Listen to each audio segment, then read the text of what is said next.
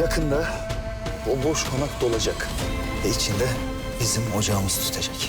Evimizin her şeyi olarak kapıyı siz açın. Huzuru, bereketi, kahkahası insanı bol olsun. Senin yüzünü güldüren her şey beni mutlu eder. Dilşah Hanım'a ne iyi gelecekse, sizi birbirinize ne yakınlaştıracaksa benim kabulüm. Sen kimsin? Reyhan ben. Oğlunun karısıyım. Seni gerçekten ben de unuttum. Sen bir gül kokulu bir hanım mısın? Hercai yeni bölümüyle pazar akşamı ATV'de.